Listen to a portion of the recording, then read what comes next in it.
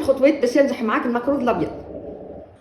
نصب رطل فرينه، رشه ملح، ساشي سكر فاني، زيدوا ساشي كريمه فاني، زوز مغارف سكر محوط، نص مغرفه حمير جاتو، نزيدو 250 غرام زبده.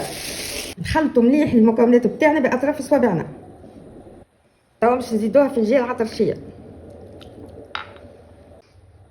باش تنجح معنا الرسات لازمنا نلمو وما نعجنوش. هذايا هو القوام اللي لازمنا نتحصلوا عليه. توا باش نحطوها في الساشي ونخليها ترتاح مدة ساعة في الفريجيدير. للسحور نتاعنا باش نحطو كاس سكر، نص كاس ماء، نخلطوه حتى يذوب السكر. نزيدو مغرفة قارص، نرميو طرونش قارص، كي يتبدل لونها نعرفو اللي السحور طاب. هذايا الحشو نتاعنا اللي متكون من تمر ملحي، زيت زيتونه، قرفه وقشور برتقال.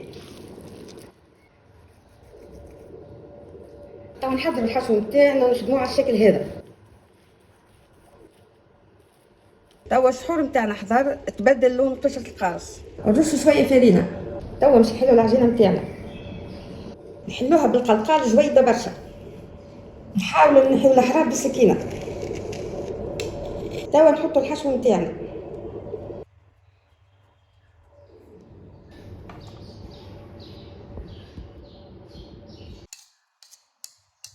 نحاولوا نسكر الحراف بالكدا باش ما يخرجش الحشو، ونعاودوا نخدموها. توا نشكلوها بقلب المكرون.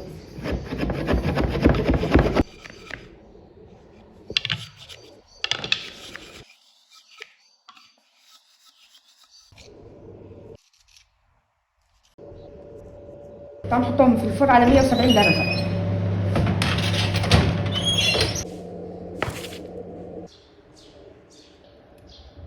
ناخدو كعبتنا ونشحروها على الوجه، ونغطسوها بجوز الهند ولا في البيستاش.